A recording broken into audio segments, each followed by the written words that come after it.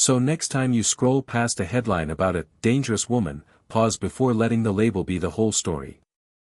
Somewhere behind that title is a person who made choices, often terrible, sometimes unforgivable, but whose life still has something to teach. Her story might warn us about the power of anger left unchecked, or about how trauma, if ignored, can push someone toward harm. It might also reveal the possibility of redemption, however small, and the strength required to face a broken past. Crime doesn't belong to one gender, one social class, or one type of person. It's a human problem, rooted in emotions, environments, and decisions that can spiral beyond control.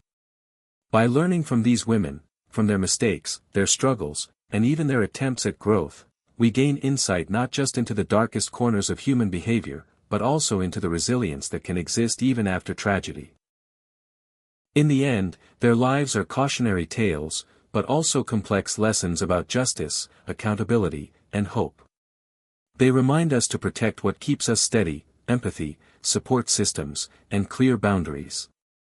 And they challenge us to look deeper, past headlines and mugshots, to see the thin line between control and chaos, and how every choice we make shapes which side of that line we stand on. Daily life is run by schedules down to the minute. Inmates wake early to line up for a head count before breakfast in the cafeteria. Some are assigned jobs, cooking meals, cleaning corridors, working in laundry or prison industries like sewing uniforms or packaging goods. Others attend classes aimed at literacy or earning a GED. A few take part in vocational programs, learning trades such as cosmetology, welding, or office skills. These activities aren't just a pastime, they're meant to keep tension low and give prisoners tools for life after release, though not everyone is interested. But even in a place built for control, hierarchy rules. Reputation matters. Women known for violence or strong connections to gangs often command respect, or fear, from others. They may lead cliques that control who sits at certain tables, who gets access to favors, or how disputes are settled. For newcomers, the first weeks are critical. They must read the unspoken social map. Who is safe to talk to, which groups to avoid, when to keep silent. A wrong word can bring ridicule, threats, or worse. Despite the rigid structure, prisons also try to offer programs that aim to change lives. Group therapy sessions focus on anger management, substance abuse recovery, or healing from past trauma. Some institutions run art workshops, allowing inmates to paint, write poetry, or create crafts, giving them a voice and a way to release pressure in a safe space. Faith-based meetings, yoga classes, and parenting groups help women reconnect with values and responsibilities that were buried under years of turmoil. Staff members know that meaningful rehabilitation lowers the chance of reoffending, but participation is voluntary, only those willing to face their mistakes benefit. Still, danger never completely disappears behind those walls. Prison is a pressure cooker, and small sparks can ignite chaos. A stolen snack, a disrespectful glance, or a rumor can escalate into a shoving match or worse. Officers are trained to react fast, using calm commands, alarms, or restraint tactics if needed. Medical teams remain on standby for injuries, and disciplinary hearings follow serious incidents. Yet even with quick intervention, the emotional weight of confinement makes tempers flare easily. There's also the strain of separation from family. Many inmates are mothers or daughters who speak to loved ones only through monitored phone calls or behind glass partitions during visits. Missed birthdays, unanswered letters, or news of problems back home deepen feelings of frustration and loss, which can spill into daily interactions. To survive here, women learn strategies, staying busy with work or study, keeping a small circle of trustworthy friends, or adopting a calm persona that discourages conflict. Some lean on mentors, older inmates who've learned how to navigate the system. Others retreat inward, counting the days until release or parole hearings. Psychologists studying female offenders note that women's crimes often grow out of emotions that turn toxic. Jealousy, resentment, or desperation to escape control can create a sense of urgency that clouds judgment. A person convinced they're cornered, by an abusive relationship, mounting debts, or shame over secrets, may lash out or scheme in ways that once seemed unthinkable. Men's violent crimes, research suggests, more often connect to dominance or status, while women's violence is frequently tied to personal relationships and internal turmoil. None of this erases the pain felt by victims and their families. The people harmed by these acts don't get their loved ones back, their safety restored, or their trust easily rebuilt. Understanding motive isn't about excusing crime, it's about seeing the full picture so society can learn how to prevent tragedies before they start. Recognizing that trauma, poverty, or toxic influence can set the stage for violence helps courts, prisons, and communities design interventions that interrupt those cycles early. At the same time, motive reminds us that behind every file number and orange jumpsuit stands a human being who once had choices. Some chose greed over honesty, revenge over forgiveness, or self-preservation over compassion. Others were swept along by people they trusted or trapped by circumstances they didn't know how to escape. Their stories teach that crime isn't born in a vacuum, it grows from layers of history, personality, and opportunity colliding in a single disastrous moment. Looking deeper doesn't absolve anyone, but it does make clear that the dangerous women behind prison walls are more than villains in a headline.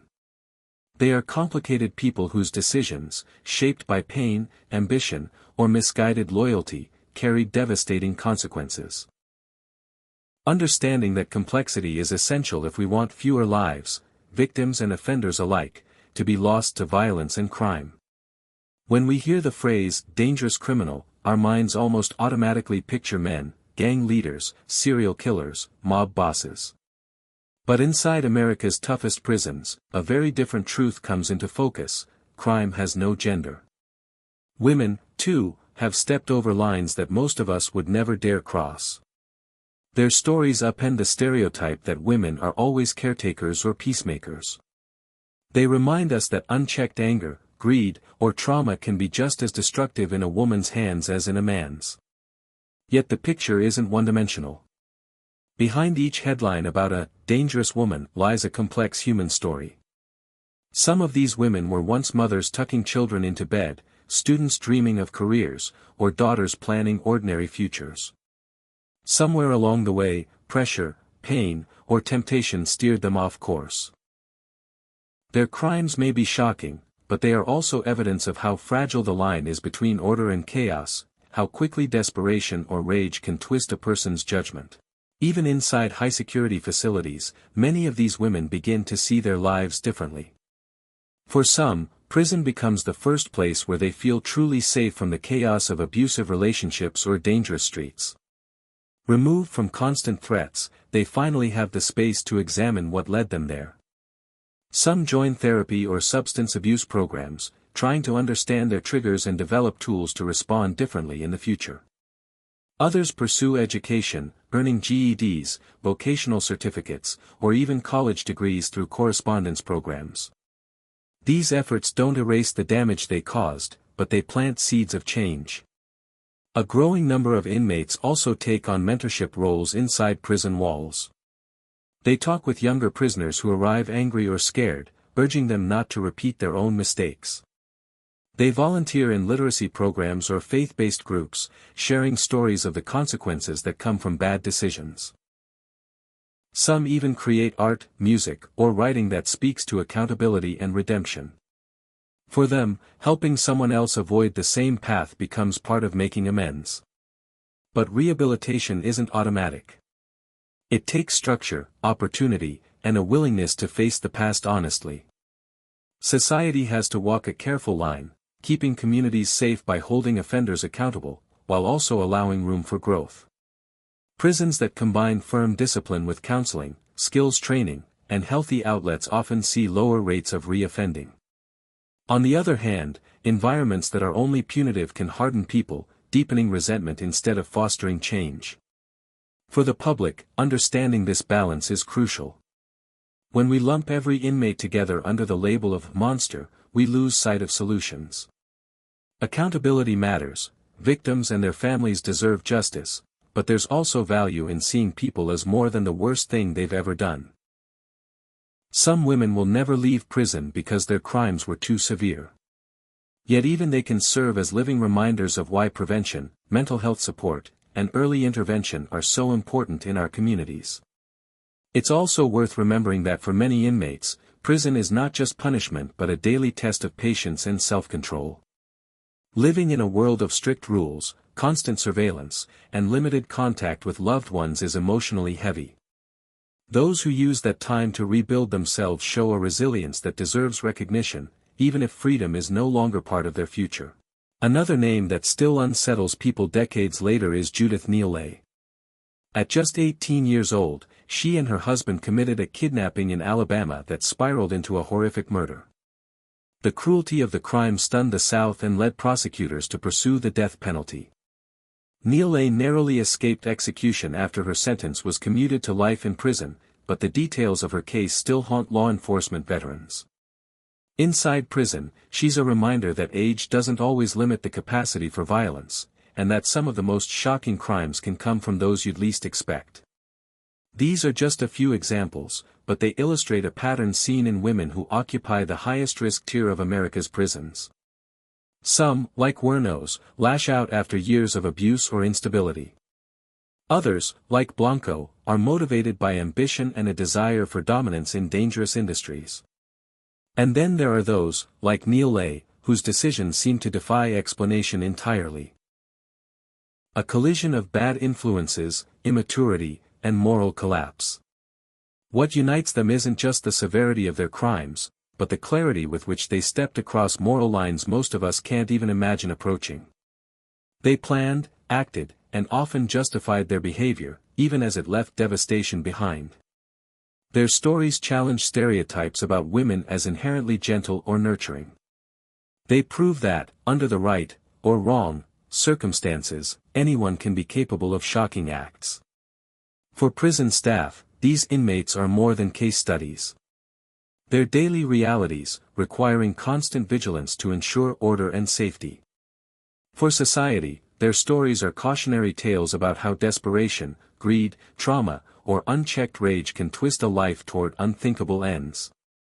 So, what really happens once these dangerous women step through the gates of a maximum security prison like Lowell Correctional Institution in Florida or California's Central California Women's Facility? The moment they arrive, the outside world shrinks to a few acres of concrete and razor wire.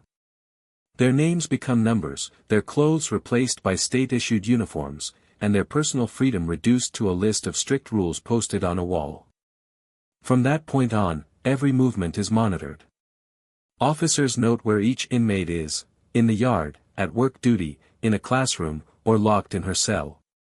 Random searches keep contraband from spreading. Officers sweep through dormitories looking for sharpened tools, hidden cell phones, or even homemade alcohol. Security cameras follow hallways and common rooms, creating a sense that someone is always watching.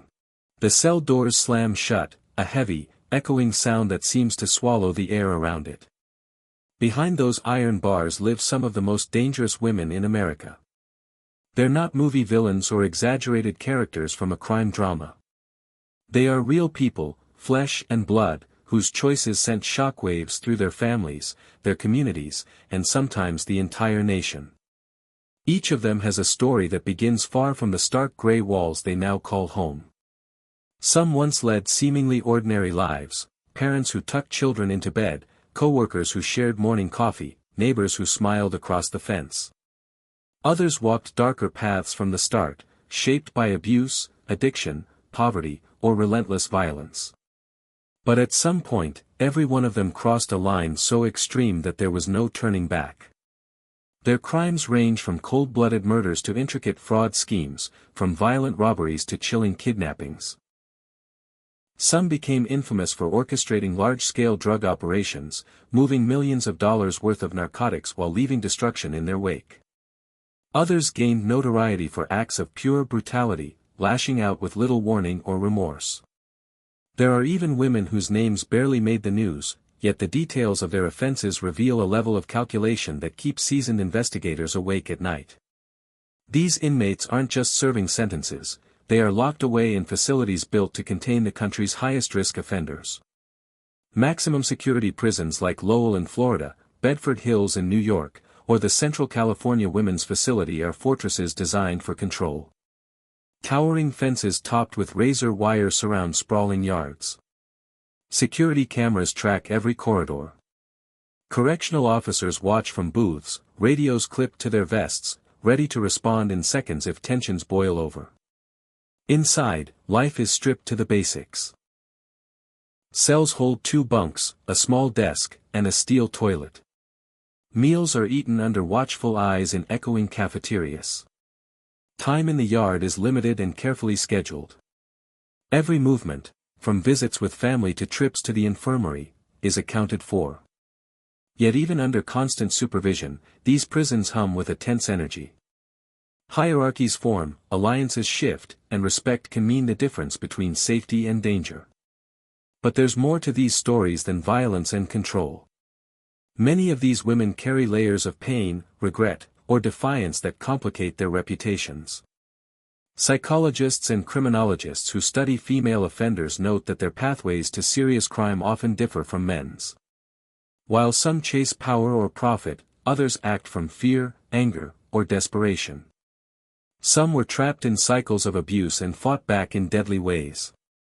Others fell under the sway of manipulative partners, drawn into plots they couldn't escape, or wouldn't walk away from.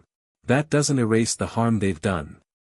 The victims of these crimes, and their families, live with wounds that prison walls can't heal. But understanding the forces that shape these offenders helps explain how ordinary moments can twist into irreversible tragedies. In this video, we're stepping beyond the headlines to explore the hidden world of high-risk female inmates. We'll look at the notorious cases that shocked the public, the routines and survival tactics inside maximum security prisons, and the complex mix of trauma, greed, and anger that often drives women toward acts that defy belief. So, as you watch the next chapters unfold, remember, behind each cell door is a story of choices, some calculated, others born from chaos, that ended in a life behind bars.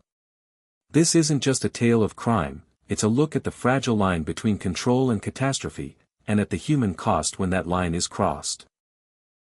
Female prisons house people convicted of everything from fraud and theft to violent homicide, but there's a small, chilling group that stands apart. Their names carry a weight that echoes through courtrooms and cell blocks alike, because their crimes reveal a level of brutality or cunning most people can barely comprehend. One of the most notorious is Aileen Wuornos, often described as America's first female serial killer. In the late 1980s and early 1990s, Wuornos drifted through Florida, earning money as a highway sex worker. She would flag down men offering rides, then rob and shoot them, later insisting that she acted in self-defense against sexual assault. Over time, 7 men lost their lives to her attacks. Wuornos's case fascinated the public. She didn't fit the usual image of a cold, methodical killer. She was a drifter with a painful childhood, a woman who claimed she was striking back at a world that had abused her.